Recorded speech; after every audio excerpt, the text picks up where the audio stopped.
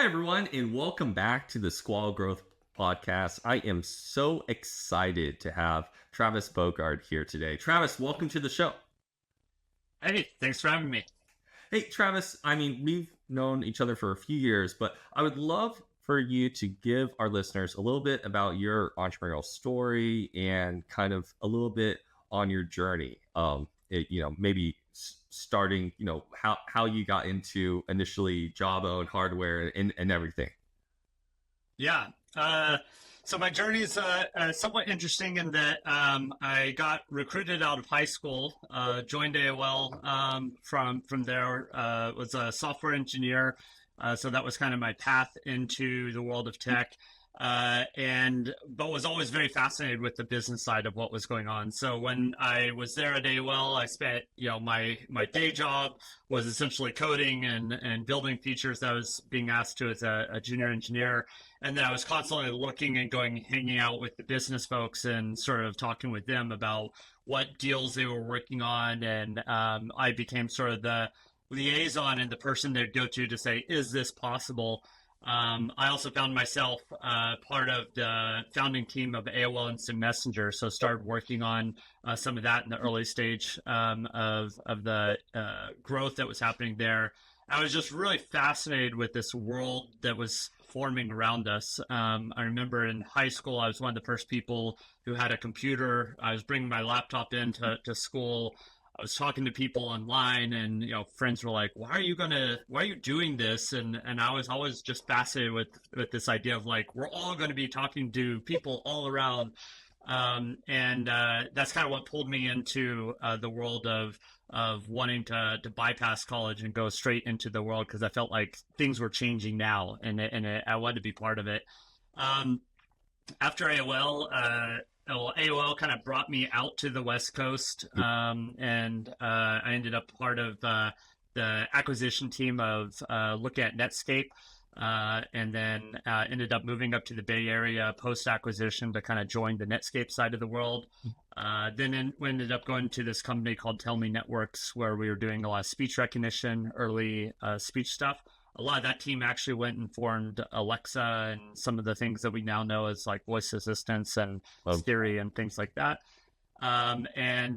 After Tell Me got acquired by Microsoft, I'd been in a role, my journey had gone from just engineer into engineering management, into product management, then into sales, large carrier deals. And I kind of was ready to get back into the core of the company. And so I was looking to move back into the Bay Area and join Jawbone as kind of the first product manager, building out the product function. Prior to that, it was all CEO founder-led decision-making and systems. So we kind of joined at that point. We were starting to scale. It was also my first time coming to hardware. So kind of brought that sort of software mentality and learned the hardware side, because really the vision, and this was one of the first products that was really kind of connected hardware in the world. There were some bigger companies, obviously Apple was doing stuff and things there, but at a startup level and in mass, we were really starting to see everything was getting connected. And so I was kind of brought in to bring that software mindset of, okay, how do we integrate hardware and software and think about running hardware the way one would run software. So was there for about 8 years, from a single product, which was the Bluetooth headset at the time. And then we moved into the Jambox speakers and then the wearables category. Lots of interesting, fun stories there, which I'm sure we'll get into here. And then kind of bringing us up to current after Jawbone was at Uber for a little bit, running a business unit there focused on B2B side of things. And then started a product organization at Samsung Next. And then few years ago, started my own company called Carbon Voice is the product.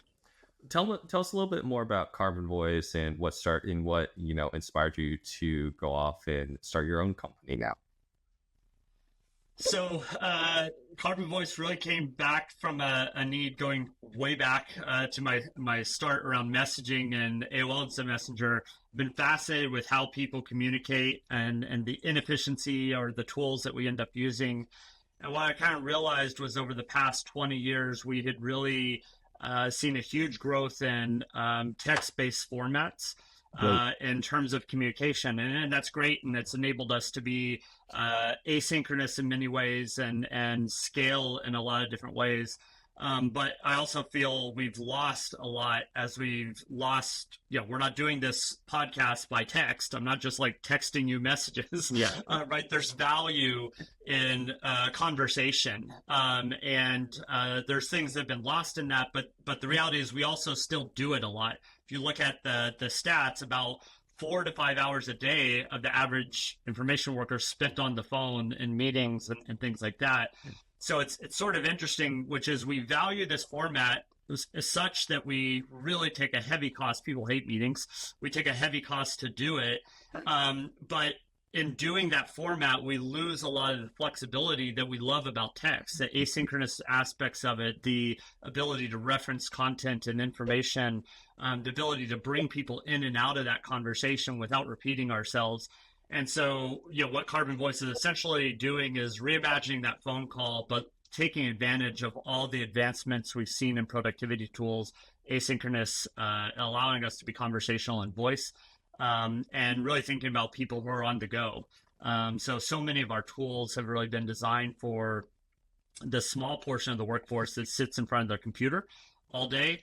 But turns out 80 and 90% of the global workforce is actually what's called deskless, and they're out on the go. They're not in front of the computer, and they've largely been ignored in terms of designing tool sets for them. So I really think about like voice front and center and a mobility front and center in the experience. I mean, from a communication within the organization as well, voice is so critical because you get the nuances. And I really feel this is how a relationship is built, where, I think a lot of people try to take the relationship side, the soft side out of business, right? It's like, oh, it's just numbers and work. But doing business is all about relationships. It's about who you know and 100%. trust, right? Yeah, totally right. And, I found this also in terms of this idea of like, how do you scale? We all want to sort of scale our emotional EQ. How do we sort of stay in touch with our organization, our people? Really? And I found this huge realization, which is, I wanted to check in with, different engineers and see, how are you doing? And if I Slack them, how are you doing? I get an answer back, fine. That's it, right? That's the answer. If I set up a meeting to ask that question, now they're like, why have Travis put a meeting on my calendar?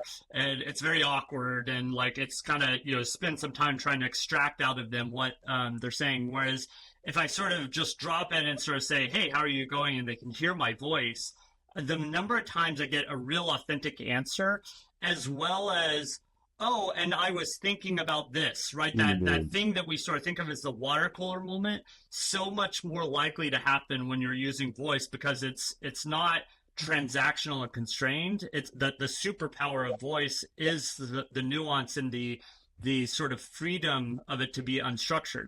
And the power of text is when it is very structured and you're wanting to try to box it in. That's where you really want to use text. So it's that foundation of relationships, I think, is an important insight that you just said. I think this is, it sounds like you're on this interesting journey that you've done multiple times before in founder's phase, is taking this idea, which is pretty, right, and grand, and you see it and you have some personal insights, to productizing it. And there's you have limited time, limited resources. And so over the years, we discussed a little bit on LinkedIn on this, is this VC, it's like now toned in VC, and it's bad when people acronym stuff, right? MVP, minimum viable product, right? Or like GTM strategy, go-to-market strategy, right? But I thought, like, through our conversation, you had some really great insights, and also on the background, Travis, you have created my favorite product of all time. The Jawbone Jambox is by far my favorite product I have ever experienced. Thank you. I haven't experienced anything better than that. Thank you. Yeah, I think this is where, like you said, I think when things get acronymed, when things, there's so much content out there, I was having a conversation with one of my investors the other day in a podcast, and I was sort of saying that these systems that get put out in product Twitter and things like that, it's good frameworks, but the challenge in product management a lot is the art of it, right? And how do you apply the right tool at the right time? And so, I think a lot of what we were sort of talking about is that this acronym of MVP, which I personally hate. And then the reason I hate it is because it actually makes it really difficult when it comes to the on the ground conversations of defining what some of the things are and what those trade-offs are. All these systems are about the frameworks by which you go make decisions, and how to get people having the right debates to figure out, as a proxy of what the customer is going to say, what you should go do right now. And I understand why people talk about MVP, because I think as first-time founders, a lot of times people might be hesitant to do what we really should be doing, which is be out there in the world and learning and hearing from feedback. So that sentiment of MVP, I 100% agree with, which is, you're always going to have the vision that's beyond what you can do today, and you always need to be grounding that vision in reality, and that reality is going to be told to you by customers. And so those things I think are really great. What I dislike about it is how do you define minimum? How do you define viable? Even, if you take a very clinical definition of viable, I mean, it could have a pulse, be on life support, and that is not really going to be a viable product in the market. Yeah. And so what I found a while ago, I didn't invent it. I found it was this thing called SLC, but very few people do it. And it stands for simple, loved, complete.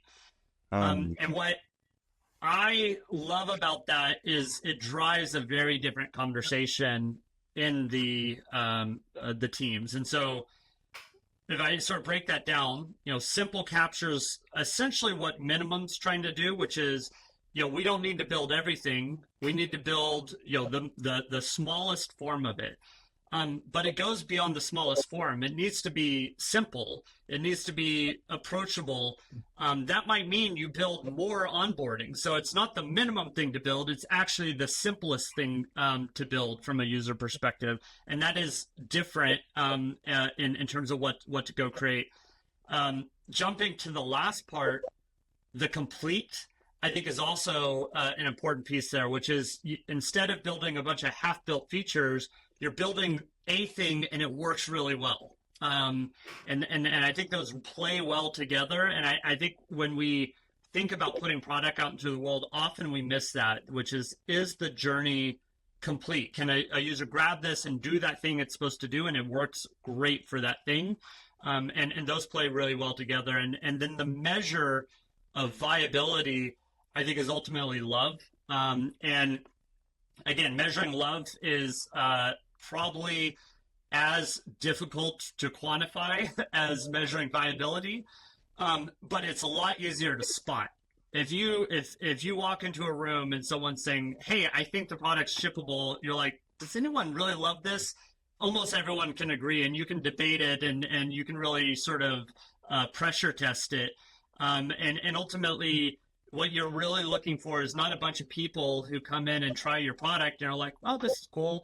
Like, you're looking for, I'd much rather have one person in a room saying, "I cannot live without this thing," rather than 10 people in a room saying, "It's okay," right? And because you can build on that one person, you just then go find more people like that one person and figure out, like, what at the core are we solving? And now you have a thread to pull on and build off of.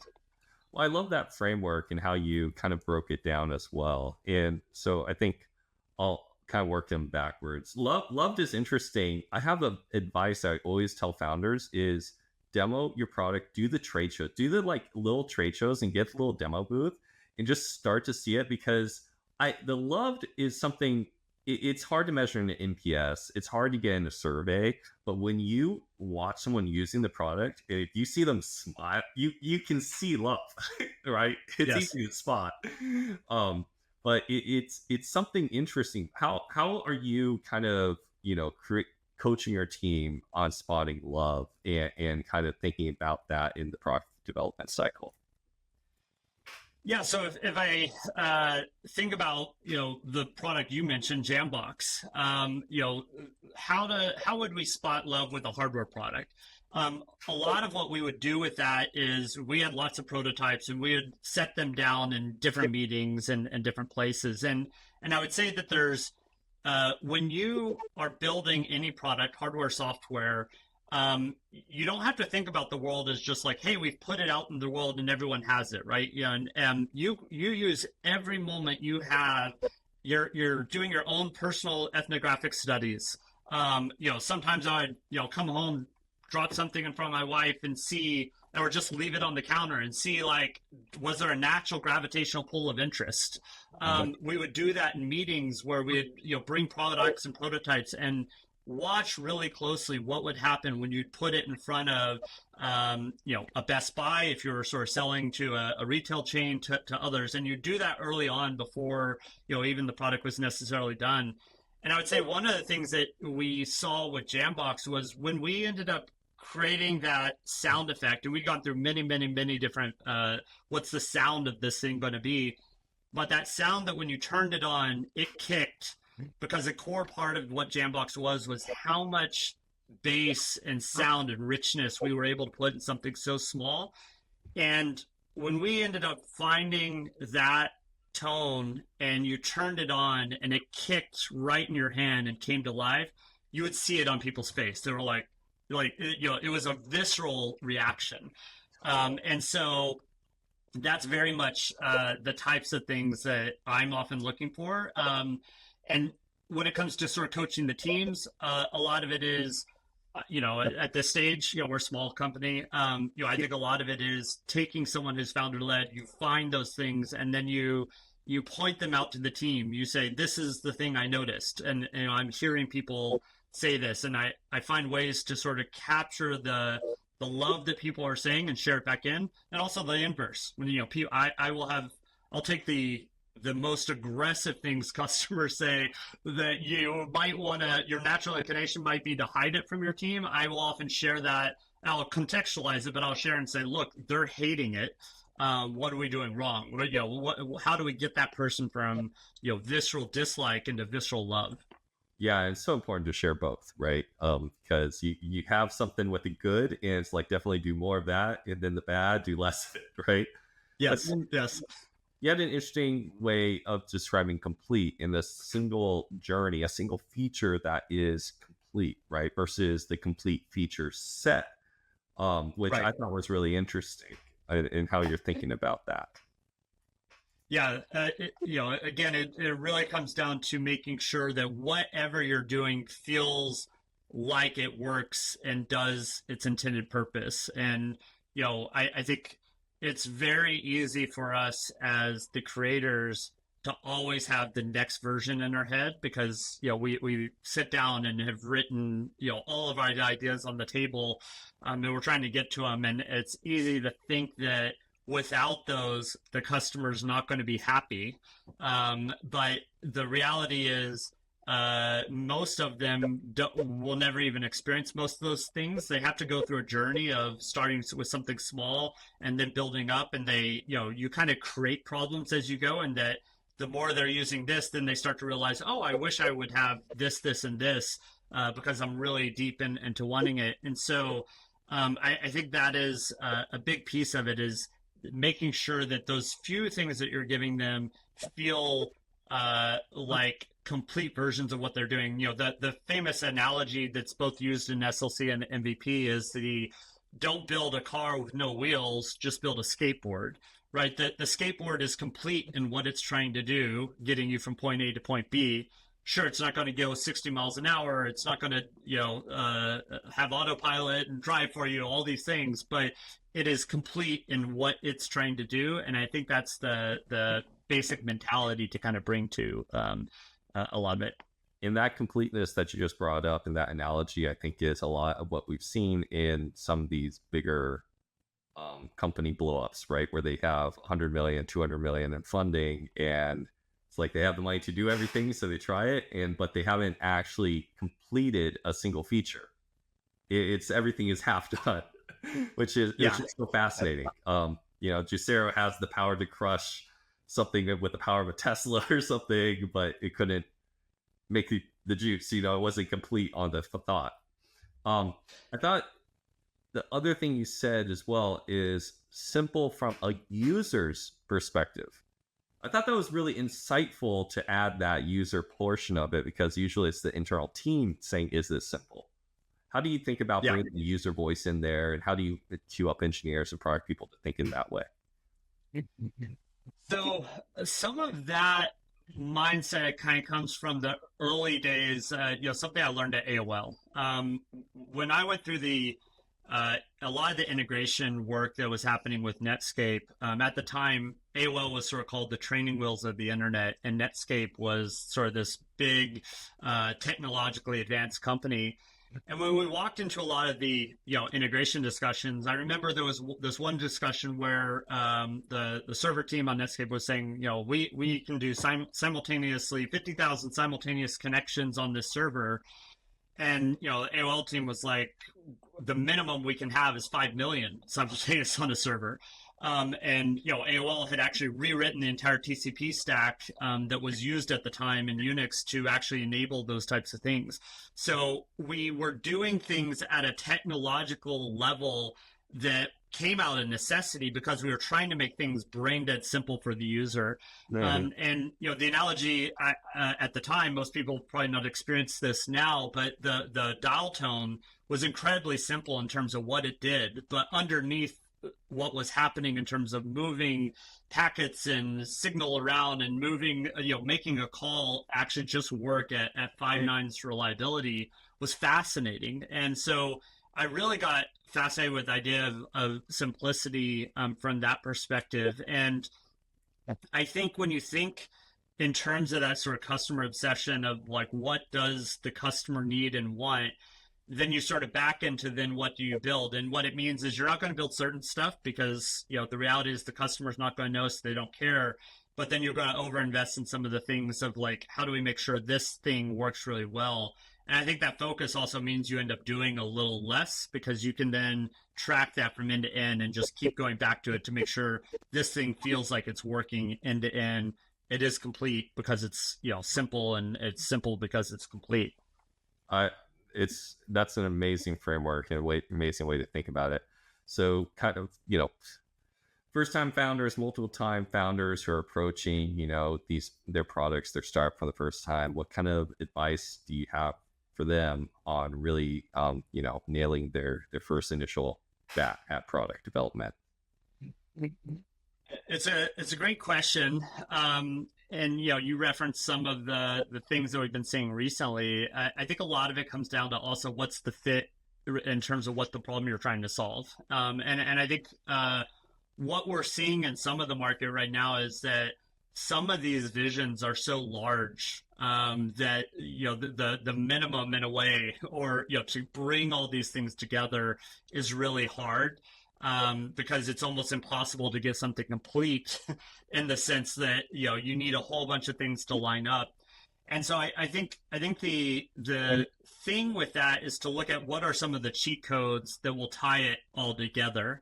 And so an example of this is when we were building the headset, the Jawbone headset, we had this vision that we're starting to see come to life today with some hardware, which was that this is going to become the computer. The basic idea was that if this thing could just allow you to talk to it and you could get information back, that was the vision that we were working on in 2008. That's what we were doing sort of at Tell Me in the mid 2000s, and which is what brought me to Jawbone, was this idea of like, as a software service, if only we had a piece of hardware on the body, we could do so many things. But the reality was getting all that hardware here at that time, that's 12 years ago, 14 years ago now, virtually impossible. We're just now seeing it start to become possible. But what we did to deliver that was we partnered. We brought together lots of things. And when I say partner, it was technically partnering and then also commercial partners in some ways. So when we wanted to have that idea of being able to press a button and just ask for information, what we ended up doing was you press a button behind the scenes. I was connected to the phone, dialing a phone number. That then there were a number of services that existed at that time that you could just press a button and start to talk. So we could deliver the feeling of the experience without building all that. And what we were building was the framework that allowed us to tie those things in. And so that's the one thing I think I would sort of look at very often is while strategically you might want to own and believe you need to own all of these pieces to deliver that complete experience, look around at the partners that might exist around you and say, what's the minimum I can build to kind of create the entry point for the customer and then allow this to all tie together in a very seamless way. And I think that even a company the size of Apple, who has more resources and definitely more cash than any of us do, they bring this strategy to bear all the time now, right? When you look at a new platform, a new thing they're bringing out, it's as much as the first party experiences they've created as third party. And you don't have to build a whole app framework to do that. They, of course, have now done that and are relying on it. But you can do the same thing they're doing, which is find those partners who are thinking about it in the same way that would be complementary. And I think you can get to some of the broader vision and really define what is really core that you need to own today. And that doesn't necessarily box you in for the future. You might be able to still expand into owning those things later. And, Apple has done that, right? They very often will let partners go build it, and then they eventually bring into the OS or decide they're going to, extract further into that long-term vision. That's great advice. Travis, thank you so much for talking today. This has been insightful. Loved our conversation. Awesome. Thanks for having me. Awesome. Thank you.